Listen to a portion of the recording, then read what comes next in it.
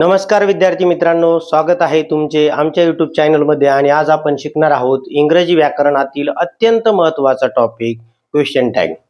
विद्यार्थी मित्रांनो, 8वी ते 12वी पर्यंतच्या प्रत्येक परीक्षेमध्ये विचारला जाणारा हा टॉपिक आहे. त्याचप्रमाणे TET, CTET आणि स्पर्धा परीक्षेमध्ये सुद्धा या टॉपिक वरती प्रश्न विचारले जातात.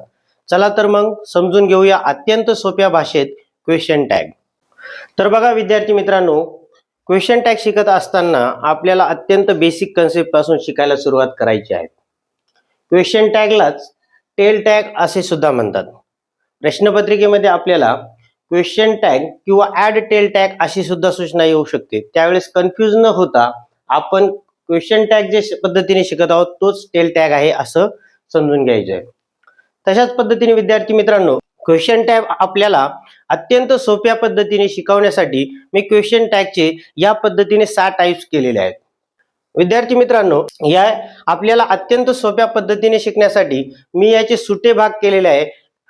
शास्त्रीय पद्धतीने क्वेश्चन टॅग मध्ये टाइप्स पडतात असे नाही, हे फक्त आपल्याला समजण्यासाठी याचे सुटे भाग करून आपण शिकणार आहोत.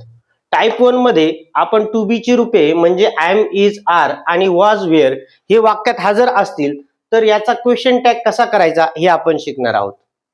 टाइप 2 मध्ये वाक्यामध्ये जर टू हॅव चे रूप आलेले असतील म्हणजेच हॅव, हॅज, हॅड जर आलेला असतील तर या वाक्यांचा क्वेश्चन टॅग कसा करायचा हे आपण टाइप 2 मध्ये शिकणार आहोत. त्यानंतर टाइप 3 मध्ये विद्यार्थी मित्रांनो, टू बी चे रूप आणि टू हॅव चे पण रूप नसतात. अशा वेळेस त्या वाक्याचा क्वेश्चन टॅग कसा करायचा त्यासाठी आपण टाइप 3 मध्ये आपण क्वेश्चन टॅग शिकणार आहोत. त्यानंतर टाइप 4 मध्ये इंग्लिश मधील असणारे जे मॉडेल्स आहेत ते जर वाक्यात आले तर त्याचा क्वेश्चन टॅग कसा करायचा ते आपण शिकणार आहोत. त्यानंतर टाइप 5 मध्ये इम्पेरेटिव्ह सेंटेन्स म्हणजेच आज्ञार्थी वाक्य, आज्ञार्थी वाक्याचा क्वेश्चन टॅग कसा करायचा हे आपण टाइप 5 मध्ये शिकणार आहोत. आणि लेट्सने सुरुवात होणाऱ्या वाक्यांचा क्वेश्चन टॅग कसा करायचा ते आपण टाइप 6 मध्ये शिकणार आहोत. तर बघा विद्यार्थी मित्रांनो, क्वेश्चन टॅग करत असताना आपण टाइप 1 शिकायला सुरुवात केलेली आहे. ज्या वाक्यामध्ये am, is, are, was, were, to be चे रूप आलेले असतात त्या वाक्यांचा क्वेश्चन टॅग कसा करायचा हे आता आपण समजून घेणार आहोत. विद्यार्थी मित्रांनो, तुम्हाला क्वेश्चन टॅग करत असतानाचे नियम जे असतात ते मी तुम्हाला लिहून दिलेले आहेत. त्या नियमांना फॉलो करून आपल्याला एक एक उदाहरण सोडवायचं आहे. सर्वप्रथम आपण नियमांचं वाचन करून घेऊया. बघा विद्यार्थी मित्रांनो, क्वेश्चन टॅग करत असताना आपल्याला दिलेले वाक्य क्वेश्चन टॅग करत असताना जसेच्या तसे लिहिणे अपेक्षित आहे.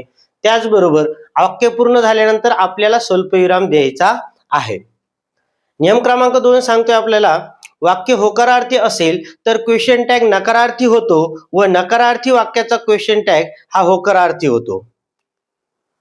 शेवटी कर्त्याला अनुरूप आपल्याला योग्य ते सर्वनाम घ्यायचे आहे व शेवटी प्रश्नचिन्ह द्यायचं आहे. तर आय एम चा क्वेश्चन टॅग हा आरंट आय होतो, परंतु आय एम नॉट च्या वाक्यामध्ये त्याचा क्वेश्चन टॅग एम आय होतो. हे आपल्याला नियम लक्षात ठेवायचे आहे आणि त्या अनुरूप आपल्याला दिलेले उदाहरण सोडवायचे आहे. चला तर मग आता आपण नियमांना अनुरूप उदाहरण सोडून घेऊया. बघा विद्यार्थी मित्रांनो, पहिलं उदाहरण आहे आय एम टीचर. वाक्य आपल्याला होकारार्थी येत आहे आणि आय एम चा नियम आपण अभ्यासलेला आहे. आय एम चा एमंट आय होत नाही तर आरंट आय होतो, हे आपल्याला लक्षात ठेवायचं आहे. पहिला नियम सांगतोय दिलेले वाक्य जसेच्या तसे लिहून घेणे. नियम क्रमांक 1 नुसार आपल्याला दिलेले वाक्य जसेच्या तसे लिहून घ्यायचे आहे.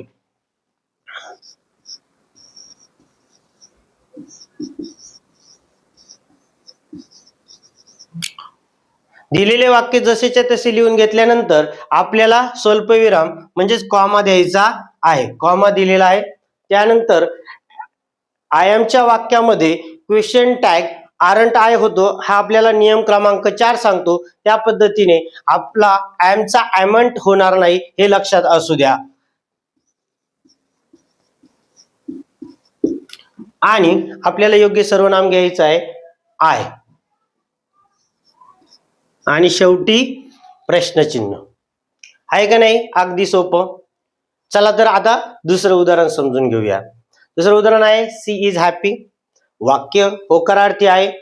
नियम क्रमांक 1 नुसार आपल्याला दिलेले वाक्य जसेच्या तसे लिहून घ्यायचे आहे. She is happy.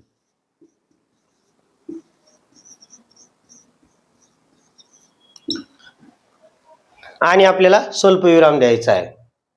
वाक्य होकारार्थी आहे, क्वेश्चन टॅग नकारार्थी होणार, इजचा इजंट होतो. आणि शेवटी योग्य ते सर्वनाम घ्यायचे आहे सी. आणि शेवटी प्रश्नचिन्ह. अत्यंत सहज लक्षात येणारा हा टॉपिक आहे विद्यार्थी मित्रांनो. त्याच्यानंतर तिसरं वाक्य बघा, they were not at home. वाक्य नकारार्थी आहे, त्याच्यामुळे आपला क्वेश्चन टॅग हा होकारार्थी होणार आहे, हे लक्षात असू द्या विद्यार्थी मित्रांनो. दिलेले वाक्य जसेच्या तसे लिहिणे.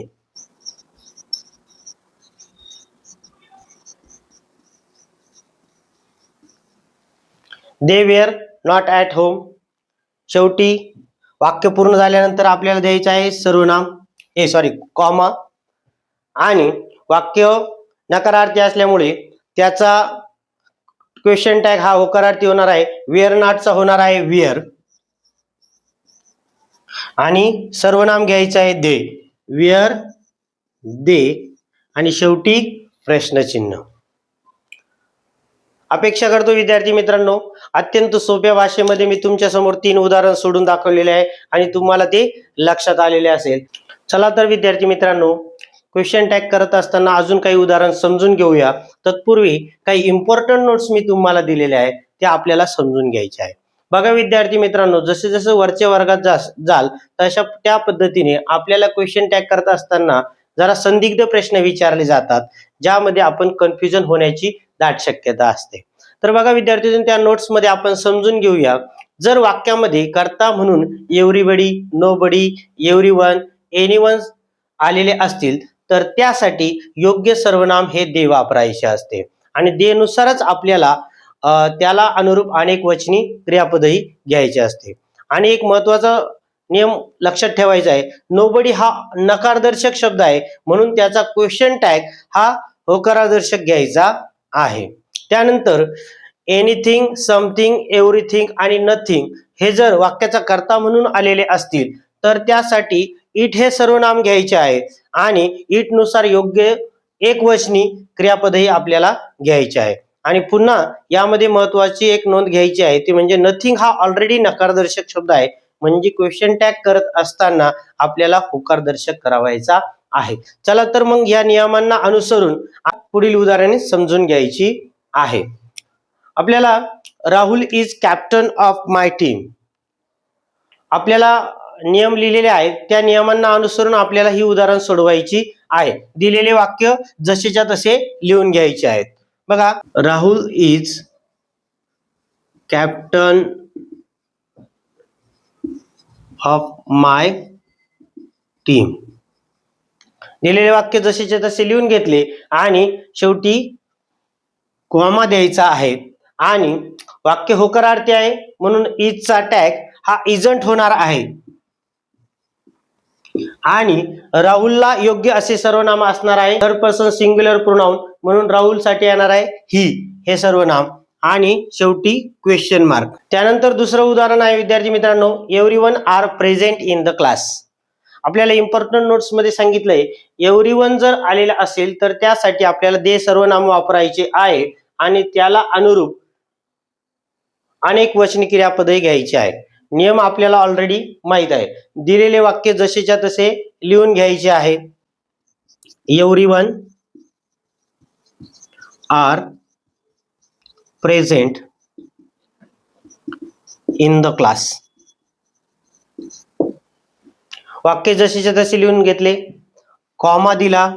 आणि इम्पॉर्टंट नोट्स मध्ये वाक्य होकारार्थी आहेत, आपल्याला क्वेश्चन टॅग हा नकारार्थी होणार आहे. आणि आपल्याला इम्पॉर्टंट नोट सांगते आहे, ज्यावेळेस एव्हरीवन हे वाक्यात कर्ता म्हणून आलेला असेल त्यावेळेस सर्वनाम दे घ्यायचे आहे. आणि देला अनुरूपच आपल्याला अनेक वचनी क्रियापदही घ्यायचं आहे. इथं ऑलरेडी आर हा अनेक वचने आहे, आरचा टॅग होतो आरंट आणि त्याला योग्य सर्वनाम वापरायचं आहे दे. आणि शेवटी क्वेश्चन मार्क. विद्यार्थी मित्रांनो, या इम्पॉर्टंट नोट्स आपण लिहून घ्यायच्या आहे, जेणेकरून आपल्याला क्वेश्चन टॅग अतिशय सोप्या पद्धतीने समजून येईल. त्यानंतर पुढचं उदाहरण आहे nobody was ready. Nobody was ready. पुन्हा त्याच नियम, दिलेले वाक्य जसेच्या तसे लिहून घेणे. Nobody was ready. दिलेले वाक्य जसे तसे लिहून घेतले, कॉमा दिला. त्यानंतर नोबडी हा नकारदर्शक शब्द आहे, होकारदर्शक घ्यावा. आता आपल्याला नोबडी वॉज रेडी, तर आता ऑलरेडी वाक्य नकारार्थी असल्यामुळे नोबडीचा क्वेश्चन टॅग करत असताना आपल्याला इथे वरती सांगितले, जरी तिथं टू बी चे रूप वाज आलेला असेल, परंतु त्याला अनुरूप आपल्याला दे सर्वनाम घ्यायचे आहे. आणि दे येत असेल तर आपल्याला क्रियापद हे अनेक वचनी घ्यावं लागणार आहे. म्हणून वाज जरी असला तरी आपल्याला इथे वेअर घ्यायचा आहे आणि वेअर दे आणि शेवटी क्वेश्चन मार्क. त्याच्यानंतर पुढील उदाहरण आहे नथिंग इज इम्पॉसिबल. विद्यार्थी मित्रांनो, नियम क्रमांक 1 नुसार दिलेले वाक्य जसेच्या तसे लिहिणे.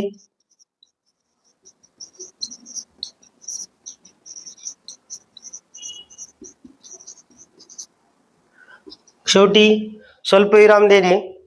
नथिंग हा ऑलरेडी नकारदर्शक शब्द आहे आणि त्यामुळे वाक्याचा क्वेश्चन टॅग हा होकारदर्शक होणार आहे.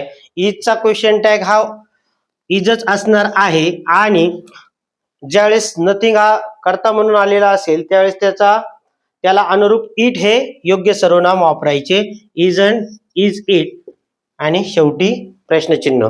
अशा पद्धतीने विद्यार्थी मित्रांनो, परीक्षेमध्ये आपल्याला कन्फ्यूज करण्यासाठी अशा पद्धतीचे सर्वनाम आणि अशा पद्धतीचे शब्द येऊ शकतात. त्यावेळेस आपण कन्फ्यूज न होता या नियमांचं पाठांतर करावे आणि आपण परीक्षेला सामोरं जायचं आहे. चला तर विद्यार्थी मित्रांनो, झालेला आतापर्यंतचा जो टॉपिक आहे तुम्हाला छान पद्धतीने समजला असेल अशी अपेक्षा करतो आणि टाईप 2 कडे आपण जाऊया. आपण जे टाईप 1 मध्ये शिकलेले जे नियम आहेत ते तशाच्या तशा पद्धतीने आपल्याला इथे फॉलो करायचे आहे. परंतु येथे मात्र फक्त बदल असा असणार आहे, या वाक्यांमध्ये हॅव, हॅज आणि हॅड म्हणजेच टू हॅव चे रूप आलेले असतील. त्या अनुरूप आता आपल्याला इथे उदाहरण सोडवायचे आहे. बघा विद्यार्थी मित्रांनो, इथे आपल्यासाठी 5 उदाहरण घेऊन आलेलो आहे. ते उदाहरण आपल्याला त्या नियमांना फॉलो करून सोडवायचे आहे. पहिलं उदाहरण देण्यात आलेलं आहे they have finish the work. They have finish the work. वाक्य होकारार्थी आहेत. वाक्य दिलेले वाक्य जसेच्या तसे लिहिणे. नियम क्रमांक 1 नुसार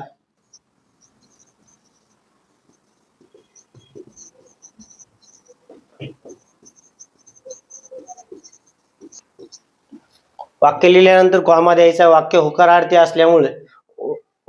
असल्यामुळे क्वेश्चन टॅग हा नकारदर्शक होणार आहे. हॅवचा हॅवंट होतो आणि त्याला योग्य जे प्रोनाउन आहे ते आहे असणार आहे दे. दे दे लिहिणे आणि शेवटी क्वेश्चन मार्क. आहे की नाही सोपं विद्यार्थी मित्रांनो. त्यानंतर दुसरं उदाहरण आहे सी हॅज कुक डिनर. वाक्य नियम क्रमांक 1 नुसार जशीच्या तशी लिहिणे. सी हॅज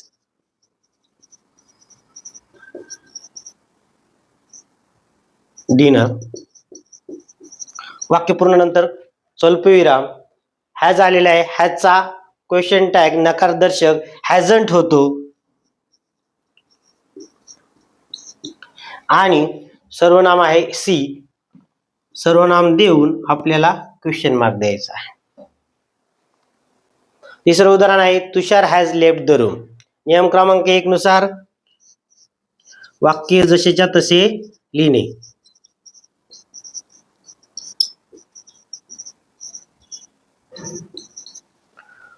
वाक्य लिहिल्यानंतर स्वल्पविराम. हॅजचा क्वेश्चन टॅग वाक्य होकारार्थी आहे. हॅजचा क्वेश्चन टॅग हॅझंट आणि शेवटी तुषार आहे. तुषारला योग्य ते सर्वनाम असणार आहे ही. ही लिहून आपल्याला प्रश्नचिन्ह द्यायचं आहे आणि अशा पद्धतीने अगदी सहज लक्षात येणार हा टाईप 2.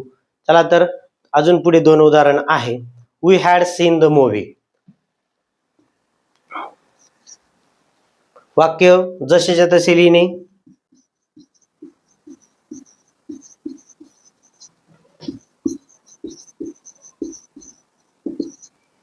त्यानंतर स्वल्पविराम घेणे आणि वाक्य होकारार्थी आहे हॅड आलेला आहे, हॅडचा क्वेश्चन टॅग हॅडन आणि सर्वनाम आहे वी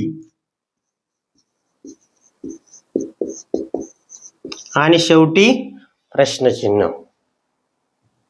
जर विद्यार्थी मित्रांनो जर मी टाईप 1 मधील सर्व नियम अतिशय चांगल्या पद्धतीने जर समजून घेतलेले असेल तर तुम्हाला यापुढील जेवढे टाइप्स येणार आहेत ते समजण्यासाठी अत्यंत सोपे असणार आहे. त्यानंतर शेवटचं एक उदाहरण आहे she had not work there. विद्यार्थी मित्रांनो वाक्य सोडवण्याचे उदाहरण सोडवण्याच्या अगोदर आपल्याला त्याचं वाचन आणि समजून घेणे फार महत्त्वाचे आहे. दिलेलं वाक्य जे आहे ते नकारदर्शक आहे, हॅड नॉट आलेलं आहे म्हणजे वाक्य नकारदर्शक आहे. नियमानुसार आपल्याला ते वाक्य जसेच्या तसे लिहून घेणे अपेक्षित आहे. She had not work there दिलेले वाक्य जसेच्या तसे लिहून घेतले आणि कॉमा दिला. वाक्य नकारदर्शक असल्यामुळे त्याचा क्वेश्चन टॅग होकारदर्शक होणार आहे. हॅड नॉटचा क्वेश्चन टॅग होणार आहे हॅड आणि सर्वनाम घेऊन प्रश्नचिन्ह द्यायचे आहे हॅड सी. अपेक्षा करतो विद्यार्थी मित्रांनो क्वेश्चन टॅग मधील टाइप 2 जो आहे तो अत्यंत सोप्या पद्धतीने तुम्हाला समजलेला असावा. चला तर विद्यार्थी मित्रांनो समजून घेऊया टाइप 3 ज्यामध्ये डू, डज आणि डीड वर आधारित आपल्याला क्वेश्चन टॅग समजून घ्यायचा आहे. विद्यार्थी मित्रांनो इथे एक नोंद आपल्याला लक्षात घ्यायची आहे, ज्या दिलेले वाक्य आपल्याला साध्या वर्तमान काळात अथवा साध्या भूतकाळामध्ये असणार आहे. त्यासाठी मी तुम्हाला बोर्डवरती नियम लिहून दिलेले आहे, त्याचं वाचन आपण तत्पूर्वी करून घेऊया. बघा विद्यार्थी मित्रांनो दिलेले वाक्य जर साध्या वर्तमान काळात असतील तर डू किंवा डजचा वापर करायचा आहे. परंतु डू किंवा डजचा वापर नेमकी केव्हा करायचा आहे? ज्या वेळेस दिलेल्या वाक्यामध्ये कर्ता हा तृतीय पुरुषी एकवचनी म्हणजे ही, सी, इट असेल त्यावेळेस आपल्याला डजचा वापर करायचा आहे. आणि इतर जर कर्ता असेल म्हणजे सर्वनामांपैकी ही, सी, इट सोडून इतर जर कर्ता असेल तर त्या ठिकाणी आपल्याला डूचा वापर करायचा आहे. आणि वाक्य जर साध्या भूतकाळामध्ये असेल तर आपल्याला डीडचा वापर करायचा आहे. अपेक्षा करतो तुम्हाला नियम दिलेले असतील आणि तुम्ही वाचन केलेलं असेल तर चला समजून घेऊया टाइप 3 उदाहरणासह. विद्यार्थी मित्रांनो इथे मी तुमच्यासाठी उदाहरण घेऊन आलेलो आहे. दिलेलं पहिलं उदाहरण आहे she came in the morning. आपल्याला क्रियापदाचे दुसरे रूप दिलेले आहे. यावरूनच लक्षात येते की दिलेलं वाक्य हे साध्या भूतकाळातलं आहे. साध्या भूतकाळात जर असेल तर क्वेश्चन टॅग करत असताना आपल्याला डीडचा वापर करायचा आहे आणि जे आपल्याला पूर्वी नियम दिलेले आहे त्यानुसार आपल्याला उदाहरण सोडवायचं आहे. बघा विद्यार्थी मित्रांनो नियम 1 नुसार आपल्याला दिलेले वाक्य जसेच्या तसे लिहून घ्यायचे आहे. त्यानुसार आपण पहिले वाक्य जसेच्या तसे लिहून त्याला स्वल्पविराम द्यायचा आहे.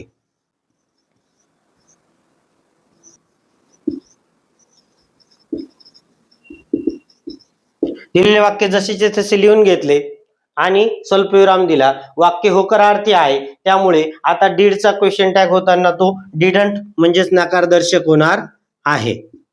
डिडंट आणि सर्वनाम म्हणजेच सी घेऊन क्वेश्चन मार्क देऊन आपलं उदाहरण पूर्ण झालेलं आहे. अत्यंत सोप्या पद्धतीने आपल्याला समजत असावे अशा अपेक्षा करतो.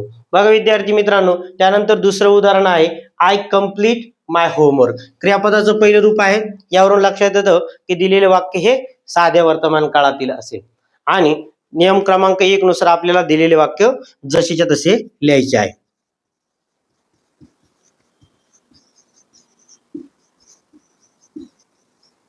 दिलेले वाक्य जसेच्या तसे लिहून आपण कॉमा दिलेला आहे. वाक्य साध्या वर्तमान काळातले आहे त्यामुळे आपल्याला एक तर डू अथवा डजचा वापर करायचा आहे. आणि आपण डूचा आणि डजचा वापर केव्हा करणार हे आपण नियमांमध्ये समजून घेतलेले आहे.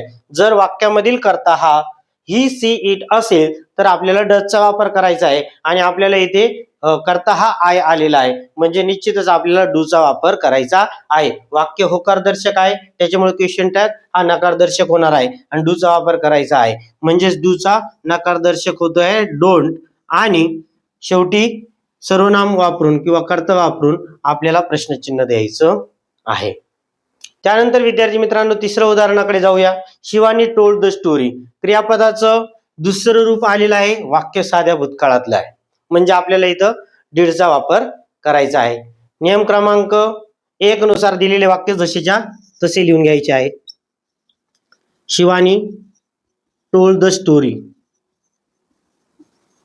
आणि कॉमा. वाक्य होकारदर्शक आहे, क्वेश्चन टॅग नकारदर्शक होणार आहे.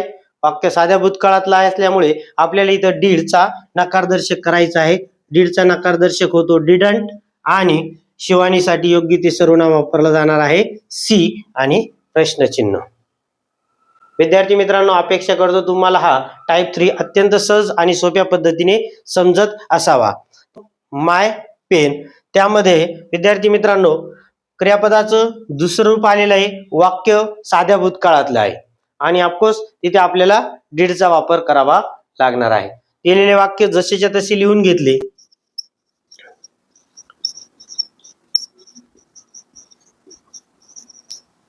पेन आणि कॉमा दिला. डीडचा वापर करायचा आहे, वाक्य होकारदर्शक आहे आणि त्यामुळे क्वेश्चन टॅग हा नकारदर्शक होणार आहे. डीडचा नकारदर्शक होणार आहे डिडंट आणि सर्वनाम आहे दे, ते जसेच्या तसे घेऊन क्वेश्चन मार्क. अपेक्षा करतो विद्यार्थी मित्रांनो तुम्हाला टाइप 3 मध्ये डू डज डीड हा टॉपिक अत्यंत सोप्या पद्धतीने मी समजावून सांगण्याचा प्रयत्न केला आहे, तो तुम्हाला खूप छान पद्धतीने समजला असेल अशी मी अपेक्षा करतो. चला तर विद्यार्थी मित्रांनो आता शिकूया टाइप 4, ज्यामध्ये मॉडेल स्वरूपावर आधारित आपल्याला प्रश्न विचारले जातात, ज्यामध्ये आपल्याला शाल, शूड, विल, वुड, कॅन, कुड, मे, माइट, मस्ट एटसेट्रा यावर आधारित आपल्याला प्रश्न विचारले जाऊ शकतात. आणि अशा पद्धतीचे जर प्रश्न विचारले गेले तर आपण ते कशा पद्धतीने सोडवणार आहोत ते आपण टाइप 4 मध्ये समजून घेणार आहोत. यासाठी आपल्या समोर 4 उदाहरण दिलेले आहेत जे आपण चर्चा करून सोडवणार आहोत. विद्यार्थी मित्रांनो, पहिलं उदाहरण देण्यात आलेलं आहे, सी विल कम टुमारो. आता आपल्याला नियम क्रमांक जे पहिल्यापासून आपण पाठ करून ठेवले त्यानुसार आपल्याला हे स्टेप फॉलो करायच्या आहे. सी विल कम टुमारो दिलेले वाक्य जसेच्या तसे लिहायचे आहे. C will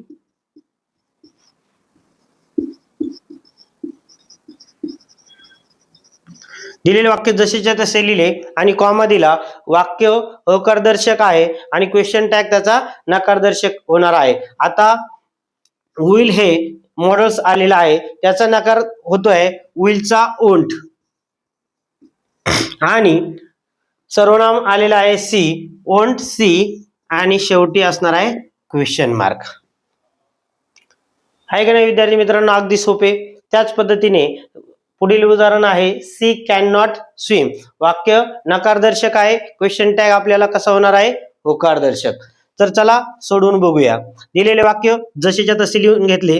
see can not swim आणि कॉमा दिला आणि कॅन नॉट हे जे मॉडेल आलंय ते नकारदर्शक आलेलं आहे म्हणून त्याचा होकारदर्शक होणार आहे कॅन आणि सर्वनाम वापरायचे आहे सी आलेला आहे ऍज इट इज तसंच उचला आणि शेवटी क्वेश्चन मार्क. त्यानंतर तिसरं उदाहरण आहे विद्यार्थी मित्रांनो, he would agree. He would agree दिलेले उदाहरण जसेच्या तसे लिहून घेतले. ही वुड ऍग्री कॉमा दिला. वाक्य होकारदर्शक आहे, वुडचा नकारदर्शक होतोय वुडंट आणि सर्वनाम आहे ही जसेच्या तसे घेतले आणि शेवटी प्रश्नचिन्ह. त्यानंतर शेवटचे उदाहरण आहे विद्यार्थी मित्रांनो, यू शुड स्टडी. वाक्य होकारदर्शक आहे, क्वेश्चन टॅग नकारदर्शक होणार आहे. यू शुड स्टडी कॉमा वाक्य होकारदर्शक आहे, शुडचा नकारदर्शक होतो शुडंट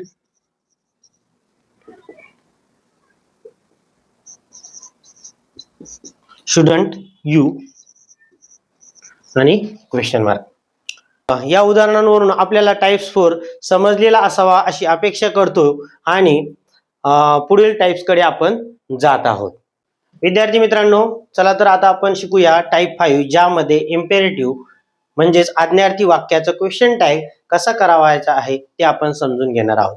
विद्यार्थी मित्रांनो, क्वेश्चन टॅग करत असताना सर्वात सोपा टॉपिक म्हणजे इम्पेरेटिव्ह सेंटेन्सचा क्वेश्चन टॅग करणे. विद्यार्थी मित्रांनो, इथे तुम्हाला एक वाक्यामध्ये नियम लिहून दिलेला आहे. आज्ञार्थी वाक्याचा क्वेश्चन टॅग करताना वाक्य जशीच्या तशी लिहून पुढे स्वल्पविराम देणे, जे आतापर्यंत आपण करत आलेलो आहोत आणि शेवटी फक्त विल यू लिहिणे आणि क्वेश्चन मार्क देणे. अगदी सोप्या पद्धतीने इम्पेरेटिव्ह सेंटेन्सचा आपल्याला क्वेश्चन टॅग करायचा आहे. उदाहरण कोणतंही असो जसेच्या तसे लिहिणे शेवटी कॉमा देऊन will you लिहिणे आणि प्रश्नचिन्ह देणे. चला तर उदाहरणाद्वारे आपण समजून घेऊया. नियम एकाच वाक्यामध्ये आहे जे आपल्याला सहजगत्या समजू शकतात. दिलेले वाक्य जसेच्या तसे लिहिणे. क्लोज द डोर, कॉमा दिला आणि शेवटी आपल्याला लिहायचं आहे will you. विद्यार्थी मित्रांनो, येथे वाक्य होकारदर्शक आहे अथवा नकारदर्शक आहे याबाबत कोणताही विचार करणे गरजेचे नाही, अथवा कोणते सर्वनाम विचारलेले आहे किंवा दिलेले आहे याचा सुद्धा आपल्याला विचार करावायचा नाही. दुसरं उदाहरण आहे गिव्ह मी सम वॉटर. दिलेले वाक्य जशाच्या तसे लिहून घेणे. Give me some water.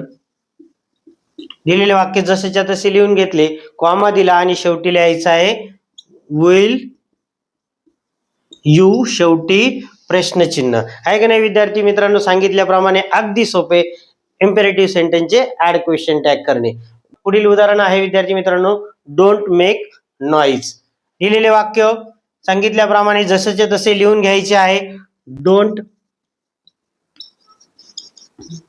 Make noise, comma दिने, तर शेवटी काय लिहायचं आहे विल यू आणि प्रश्न चिन्ह. त्यानंतर शेवटचं उदाहरण समजून घेऊया. Try your best. जसेच्या तसे उदाहरण लिहून घ्यायचे आहे. ट्राय युअर बेस्ट, कॉमा देणे आणि शेवटी विल यू देऊन प्रश्नचिन्ह देणे. तर विद्यार्थी मित्रांनो, अशा पद्धतीने इम्पेरेटिव्ह सेंटेन्स आहे ज्यामध्ये होकारदर्शक वाक्य असो अथवा नकारदर्शक वाक्य असो, आपल्याला दिलेले वाक्य जशीच्या तशी लिहून घ्यायचे आहे, कॉमा द्यायचा आहे आणि शेवटी लिहायचे आहे विल यू क्वेश्चन मार्क आणि इम्पेरेटिव्ह सेंटेन्सची अगदी सोप्या पद्धतीने आपण क्वेश्चन टॅग करू शकतो. चला तर विद्यार्थी मित्रांनो, समजून घेऊया क्वेश्चन टॅगचा शेवटचा टाइप नंबर 6 लेट्सचे वाक्य. विद्यार्थी मित्रांनो, लेट्सच्या वाक्याचा क्वेश्चन टॅग करत असताना अत्यंत सोपा नियम असतो जो आपण फळ्यावरती लिहिलेला आहे. बघा, लेट्सचे वाक्य असल्यास क्वेश्चन टॅग शॅल वीने करावा. याचा अर्थ असा समजायचा की कोणत्याही पद्धतीचे वाक्य जे लेट्सने सुरुवात होते त्याचा क्वेश्चन टॅग करत असताना आपल्याला दिलेले वाक्य जसेच्या तसे लिहून घ्यायचे आहे, कॉमा द्यायचा आहे आणि पुढे शॅल वी आणि क्वेश्चन मार्क द्यायचा आहे. जशा पद्धतीने इम्पेरेटिव्ह सेंटेन्स मध्ये आपण नियम फॉलो केला तशाच पद्धतीने आपल्याला लेट्सच्या वाक्यांचा क्वेश्चन टॅग अशा पद्धतीने करायचा आहे. उदाहरण दिलेले आहे लेट्स गो फॉर वॉक. आता आपल्याला नियम क्रमांक 1 नुसार ध्यानात ठेवायचं आहे की लेट्स गो फॉर वॉक दिलेले वाक्य जसेच्या तसे लिहून घ्यायचे आहे.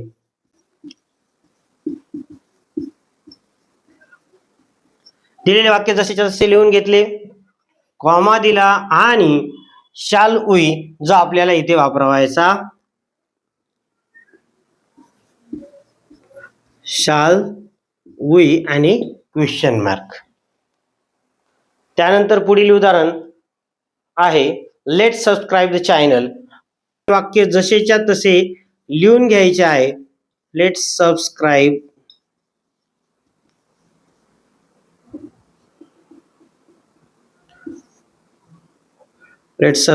द चॅनल आणि शेवटी आपल्याला लिहायचं आहे शाल वी. पुढील उदाहरण आहे विद्यार्थी मित्रांनो let's help him. Let's help him वाक्य जशाच्या तसे लिहून घेणे आणि शेवटी आपल्याला लिहायचं आहे शाल वी. अत्यंत सोपी पद्धत आहे लेट्सच्या वाक्याचे क्वेश्चन टॅग करायचे. अपेक्षा करतो की तुम्हाला सुद्धा अत्यंत सहज पद्धतीने क्वेश्चन टॅग समजलेला असावा.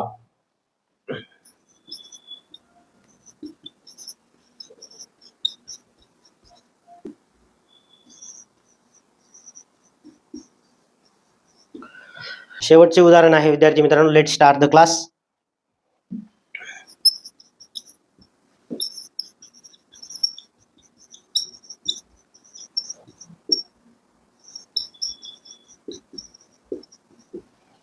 अशा पद्धतीने विद्यार्थी मित्रांनो अत्यंत सोप्या भाषेमध्ये आजचा हा टॉपिक क्वेश्चन टॅग टाईप 1 ते टाईप 6 आपण समजून घेतलेला आहे. तुम्हाला जर हा व्हिडिओ आवडला असेल तर प्लीज लाईक करा आणि यापुढेही तुम्हाला अशाच पद्धतीने व्याकरण समजून घ्यायचे असेल तर आमच्या चॅनलला सबस्क्राईब करा. आणि तुम्हाला जर तुमच्याबरोबरच तुमच्या मित्रांना जर हा व्हिडिओ पोहोचायचा असेल तर त्याला शेअर करा. आणि भेटूया पुढच्या टॉपिकमध्ये. तोपर्यंत नमस्कार.